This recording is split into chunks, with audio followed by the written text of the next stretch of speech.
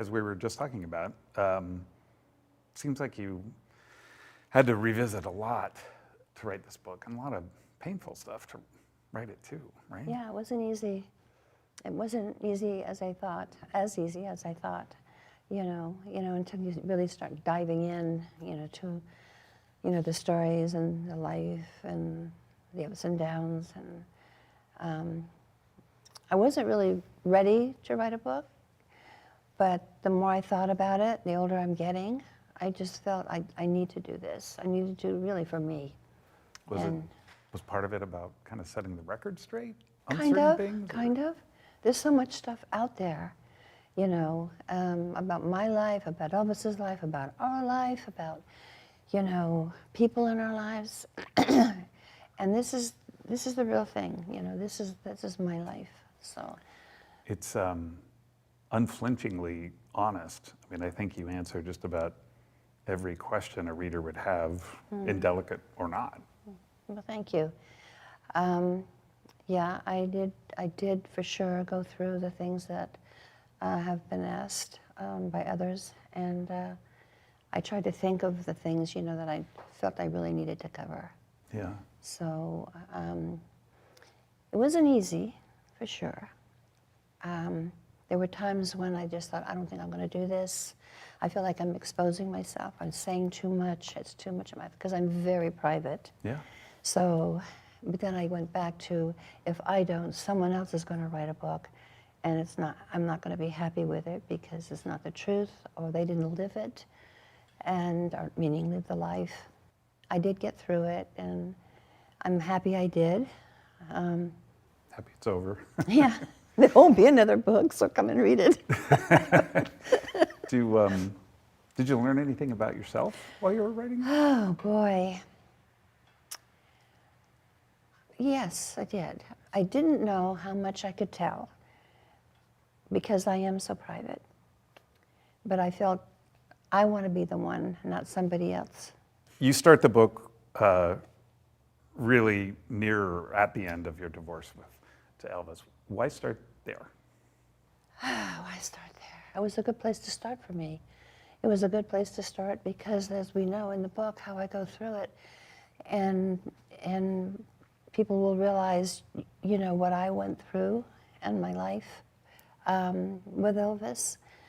I think I just wanted them to take the ride with me. And know, that Elvis was the love of my life. He was the man. I mean, he was an amazing human being. He, I met him at 14 years old and never thought, that I would be married to him in any way. My time with him in Germany, where we met, was, maybe 4 or 5 months. When he left to come to the States after, serving his time in the military, I thought that was it. It was hard to be saying goodbye and waving goodbye. I never think I would ever see him again. And then all of a sudden, I didn't hear from him for quite a few months because he had so much with Colonel Parker, things that he had to do.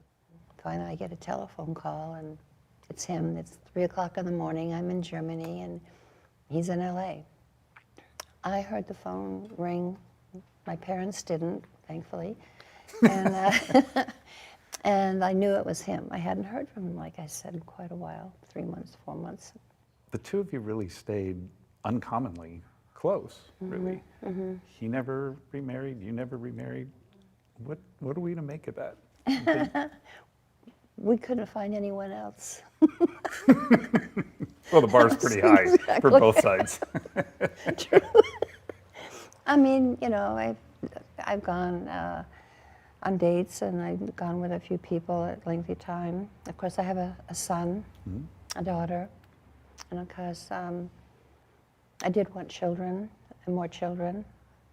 I only have 2, but I loved being a mother. Losing Elvis was the hardest thing to get over, knowing that he wasn't there. The phone call, just a phone call away, was no longer. Yeah. And there were lots of those phone calls, right? Mm-hmm. There was a lot. Yeah. Yeah. But the only problem was at 3 or 4 in the morning. I had 'Cause that school was to his go schedule, to. right? Yeah. As you were talking about how his story and your story is often told by people who never met him and weren't there, and with rare exceptions, maybe the Elvis movie and the Priscilla movie, they usually got it wrong. In what way do you think they got the man of Elvis wrong? Gosh, Elvis was so outgoing and yet so private. And a lot of fun, a lot of laughter. He had the best laugh ever. I mean, when he started laughing, we all started laughing. We never knew what we were laughing about. So it was just watching him have a good time and laughing. I think a lot of people see him as kind of this one-dimensional figure, and a lot of that surprised me in the book when you talk about what he was reading and how he Yes. read voraciously and talked Yeah. about history and religion and everything. Absolutely. He was captivated by religion and finding out, you would read about Jesus and about what Jesus went through, being Jesus. Kind of related to that. I don't mean in any way that You thought he was God. God or Jesus, but reading the books and reading the Bible and reading how he suffered, meaning Jesus, he related to that in many ways. Was that in an effort to kind of find a purpose for Yes, him? I think, yes.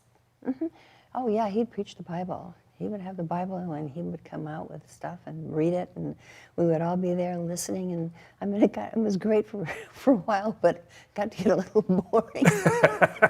We've heard this one. But yeah, he'd have all of us gather and some fans that would come around. He'd bring in and start talking about the Bible and get up and had the Bible in his hands. I mean, you'd think he was preaching, but it was enjoyable. Do you think that comes from his Gospels Yes. days? Yeah, I do. I do. In fact, in Memphis, many times on Sundays, because he couldn't go to church. Of course, it was all about Jesus, not him, he said. The fans are going to be coming out to see him. So we would watch through the windows. Yeah. Two of us standing and watching the prayer, watching, the people and how gross they were, and he was happy.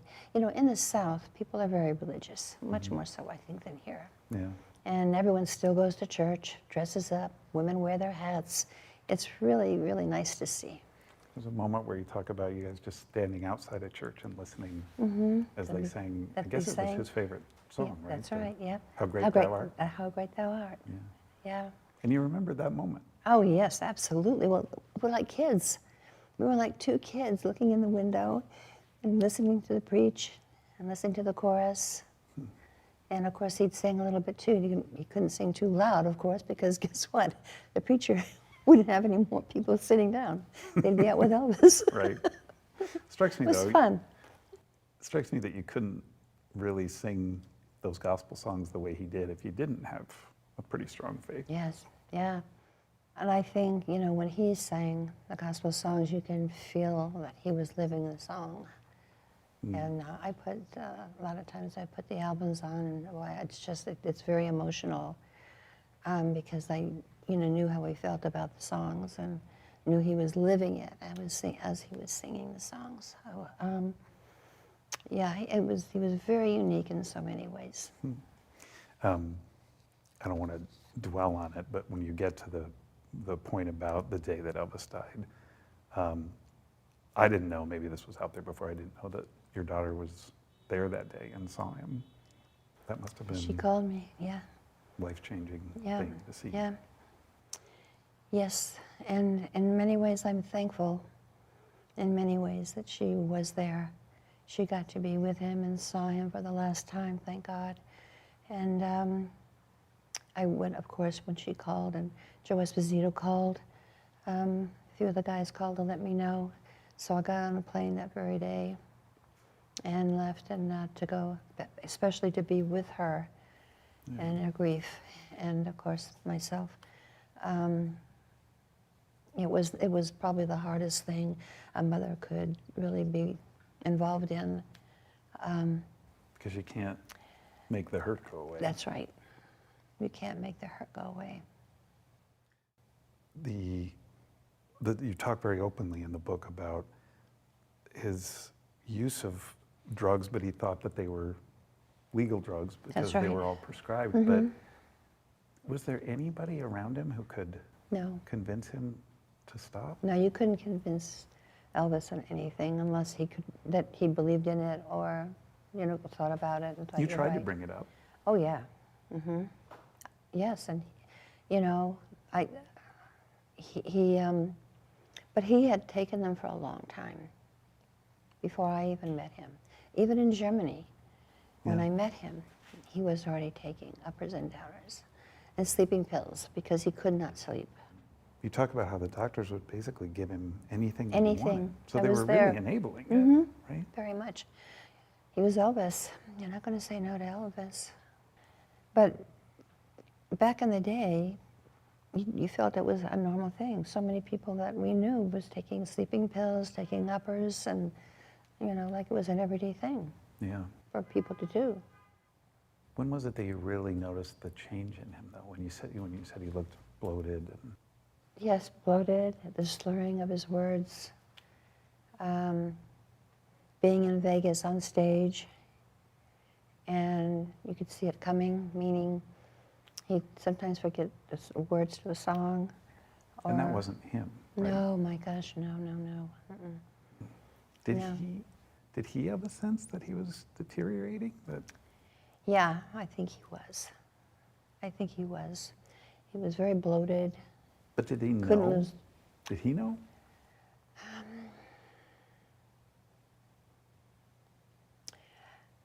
There's part of me that thinks he did, because he was not happy.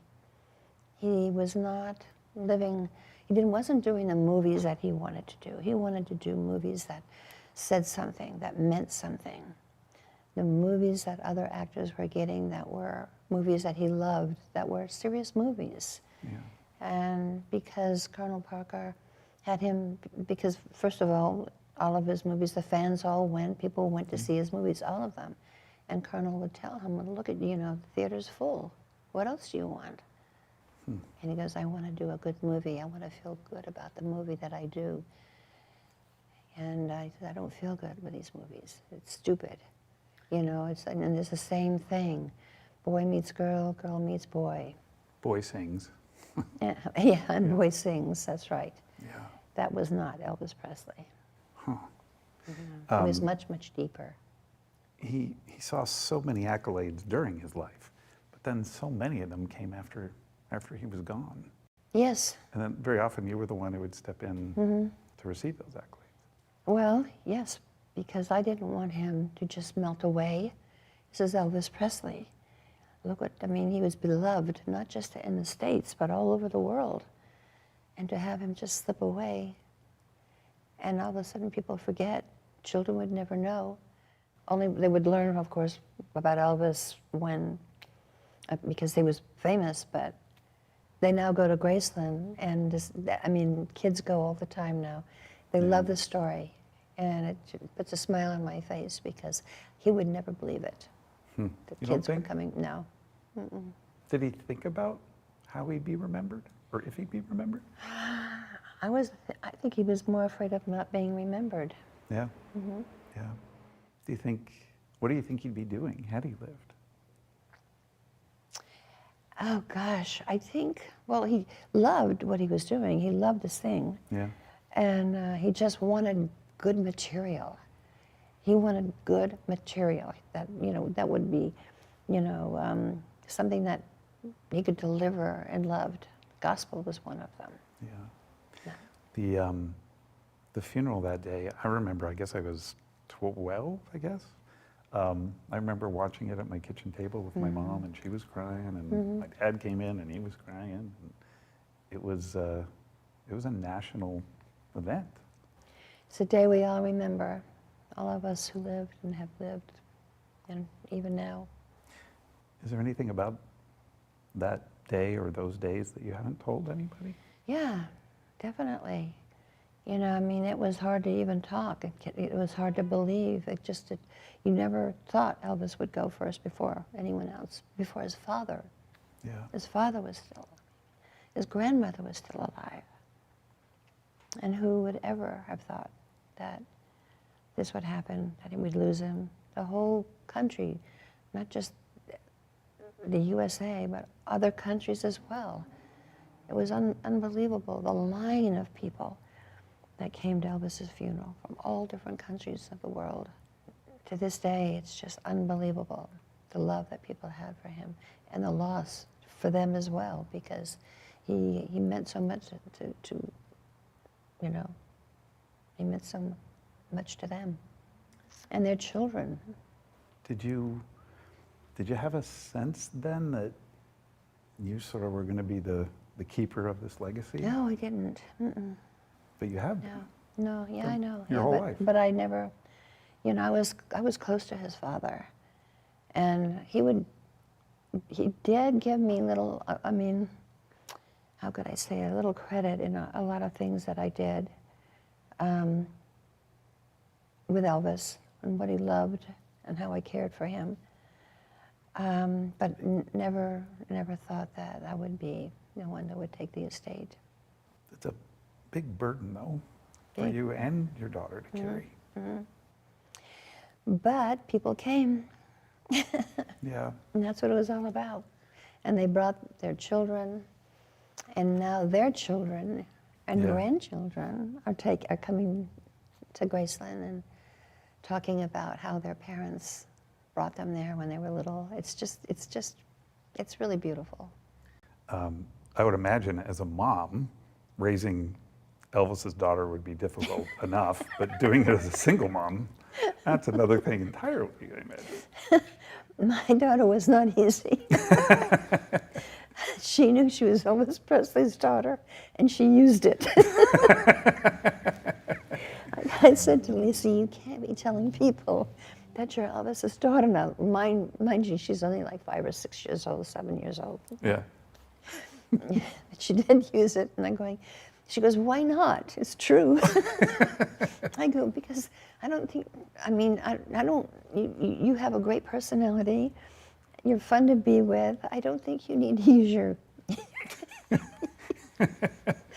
don't think you need to use him, you know. You really wanted her to have as much of a normal life. I did. I as she could. really did. Yes. I didn't want to take anything from her, but I just said, you know, Lisa, let other people find out for themselves that you're his daughter. Yeah. She goes, like who? I go, I said, like their mother or their dads. He goes, yeah, but they're young, and they don't, I don't know if they're not going to, tell them about my dad, and I go to school with them. So she really wasn't easy. Going, oh my God. I said, well, I just don't want it to look like you're bragging, okay, because that's not good. When it came to dating, though, you both sort of had the same problem in that, I mean, who's going to measure up to Elvis? It's true. I never talked about Elvis with any of the guys. And if he called when someone was there, you never told anybody? No, because he would call at 3 or 2:30 in the morning, and I'd slip out of bed. Thank God a couple of them were deep sleepers. But that's extraordinary, though, that the connection was still so there that you could be... And I could never tell him there was anyone there, but he never asked me. He never did. No, no. He didn't want me to say, yeah, he's laying in bed waiting for me.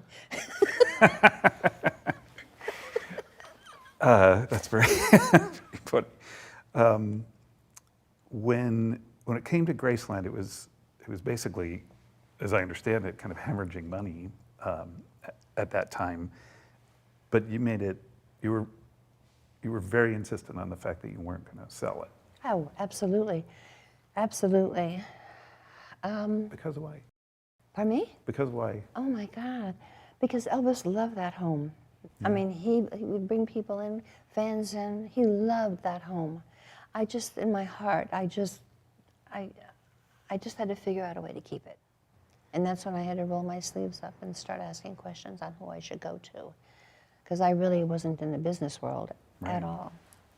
Was it hard to make the decision to open it up to the public? Very much so. Absolutely. Very private thing. Very, yes, it was his home, and I'm thinking, oh my God, people are going to come, in his home. Not that, just, in droves. I mean, Yeah. it was it was hard, but we're not going to lose, didn't want to lose Graceland. That was Lisa's.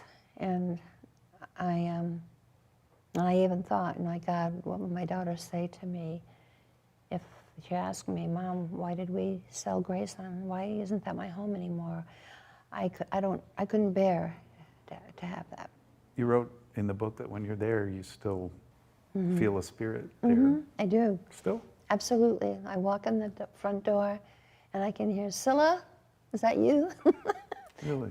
That he says when he was upstairs. Oh yeah, no, it's very eerie. It's really eerie for me. But when I go in, it's like it's all come alive.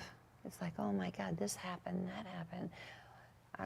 Things I did that was silly happened. I mean, I would, I tried to cook. And I tried to cook. Surprise Elvis, I was making spaghetti, and he loves spaghetti. And he invited a couple of the guys to have dinner with us. And it's time, and Elvis is asking where the dinner is because it's been like 45 minutes, nothing on the table. And I had forgot to cook the spaghetti. I just made the meatballs. I was so nervous. I couldn't even think right, because here I am. He loves spaghetti. I'm trying to figure out, no, I had them there. I just didn't boil them. They were laying in the pot. But so Elvis is saying, Scylla, he called me Scylla, where's the food? I'm going, just a minute, let me go get it. And it wasn't done. And then I'm a nervous wreck. I have the other guys sitting at the table, and they're now teasing me. Well, you'll never cook again, which I never did. You, to that point, you talk a lot in the book about essentially being really at least at home, the only woman that was around. You were just surrounded by Elvis and all his guys. All the guys, yeah. Mm-hmm. And absolutely. I was one of the guys. Yeah. But it also left you with no other women to talk to, right? I mean. No, it was the guys. All in all, it was a different life, a fast life, a loving life, and a life that you really had to get used to. And that was it. You had to get used to it or you're out. How did you find your own identity, I guess? I mean, I guess that's one of the reasons you left the marriage in the first place. Mm-hmm. Yes, I lost myself, to be honest with you.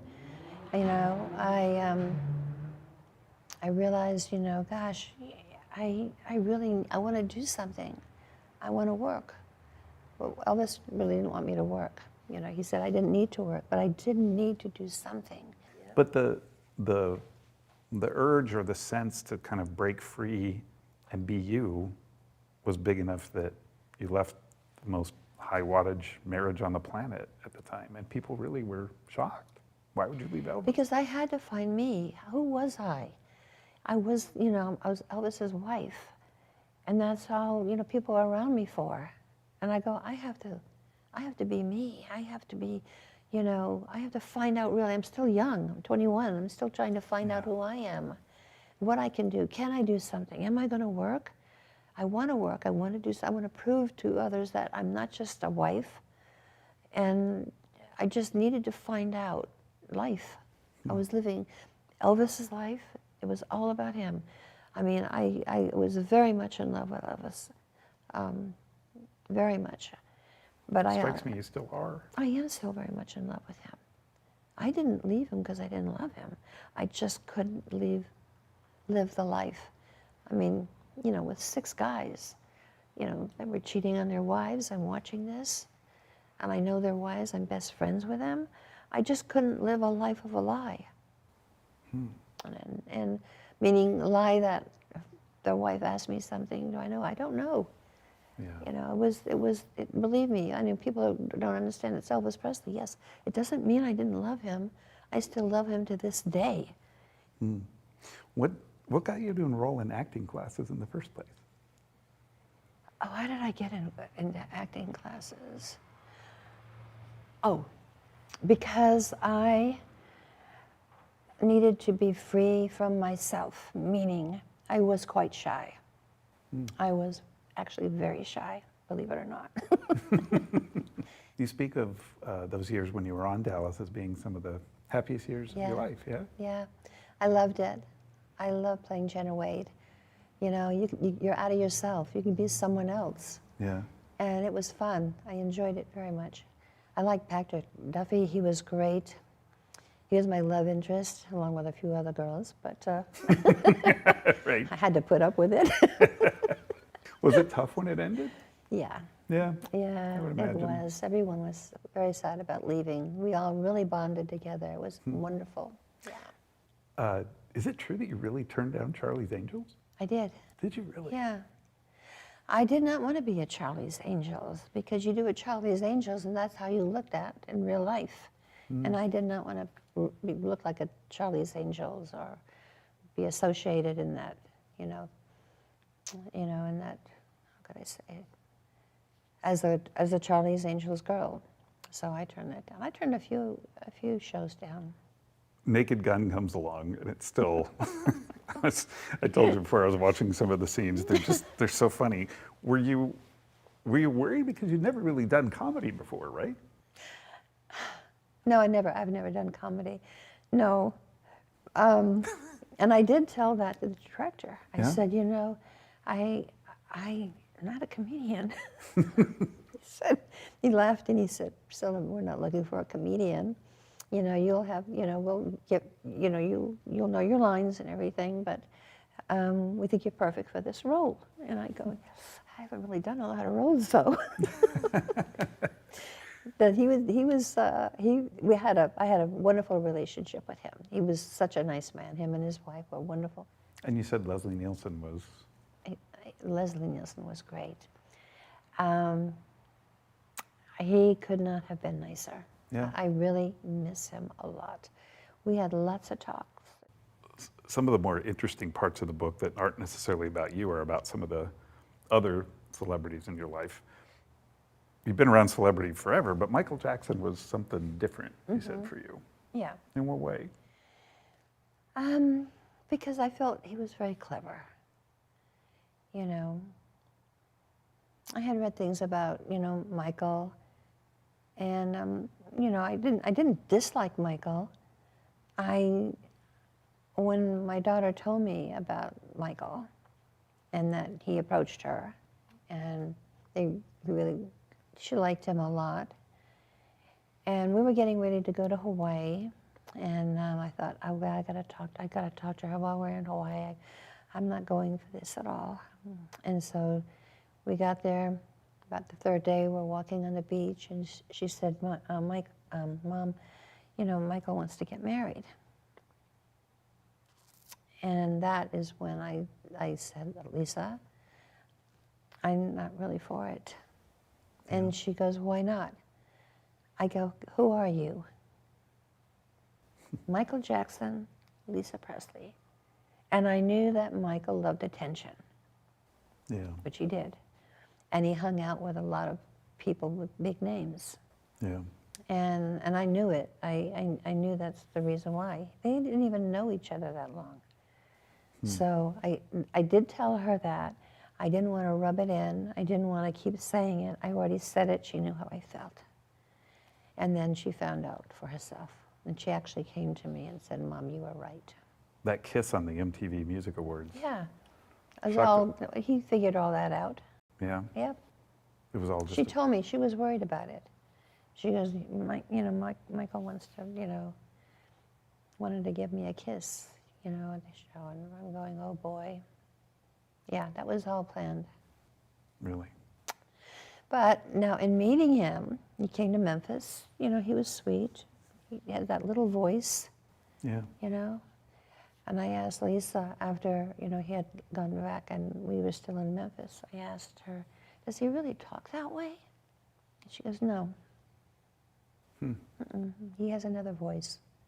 The other person that I found interesting was you weren't really big on O.J. Simpson when you were doing the Naked Gun movies, were you? No. What was it about him? I just didn't like his demeanor at all. He was really full of himself. Yeah. Yeah, and I saw that, and I didn't really want to be around him. Yeah. And then, we know, of course, what happened. And I just went, wow, I could see that happening. OJ did whatever he wanted, said whatever he wanted, did whatever he wanted. He could be very, very nice. But I just felt something about him in the way he was with his wife. And it didn't set well with me. I never really put it together before you wrote it, but just how many of the Presleys have had to bury their children. When you listed off everybody, it's everybody almost, including you, most recently. Yeah.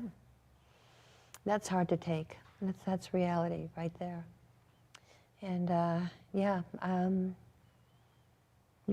yeah, there's a couple of wives left, a couple. And that's really about it. I still have a son. I can't think of things like that. I'm trying to keep positive. I'm trying not to let my past, get in the way of me raising him, or I've raised him and he's on his way to kind of searching for his own, his own things and what he wants to do. He's still searching. Love him to death. He's a great kid, a great, great kid. And he struggles being who he is as well. He doesn't, he doesn't like the limelight. He's very private. The death of Lisa Marie must have been so fresh, really, when you were writing this. And obviously it was toward the end of the book, because probably you were getting close to being done with the book at that point. Mm-hmm. I can't imagine what you had to go through. Still going through it. Yeah. Still hard to believe. All the memories come forward, all the laughter, all the fun, all the issues. But that phone call from Danny, her ex-husband, was, my life just stood still. I couldn't even believe the words.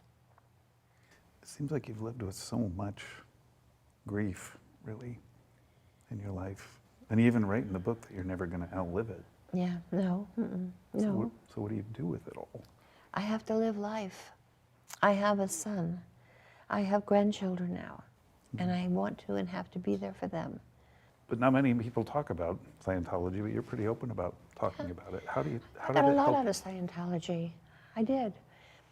There's a lot of good in Scientology. What did it do for you? It opened up my mind in a lot of ways of looking at things, a lot of ways of working things out, a lot of ways of, looking at the bigger picture. I learned a lot. I didn't have a bad time there. But you left eventually, not necessarily because of Scientology, just because. Why? My daughter left. Yeah. And I started looking at it and thinking, gosh, I want to do a lot more things. I mean, when you're in Scientology, you're pretty much devoted to Scientology.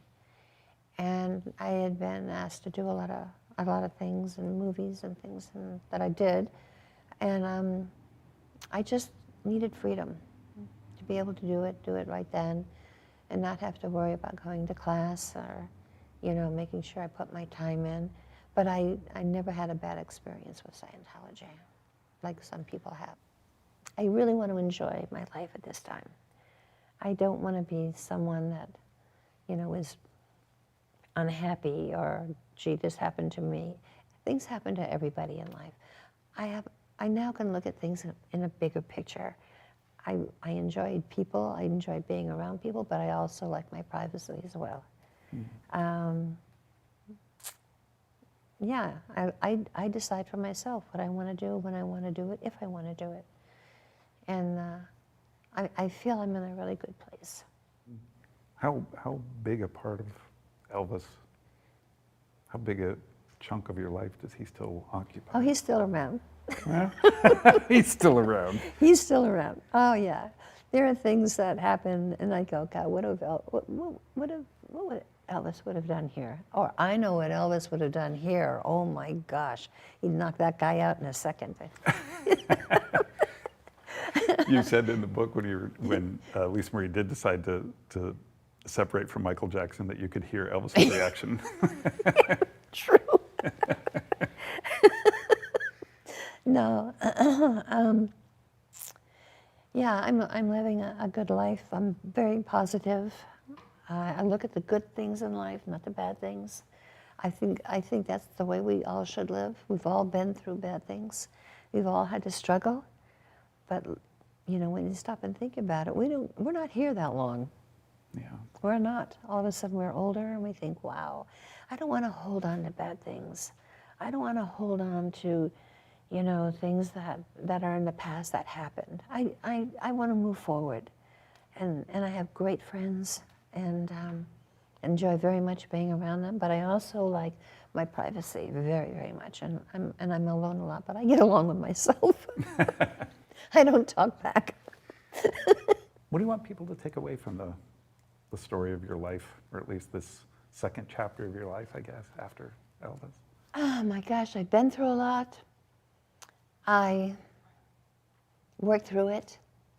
I feel like I'm a better person. Not that I was a bad person, but more educated, more living life, more coming out more, enjoyed people. I feel more comfortable, as they say, in your shoes. Is that right? Now, I'm able to write the book and feel it was like freedom when I wrote the book and finished it.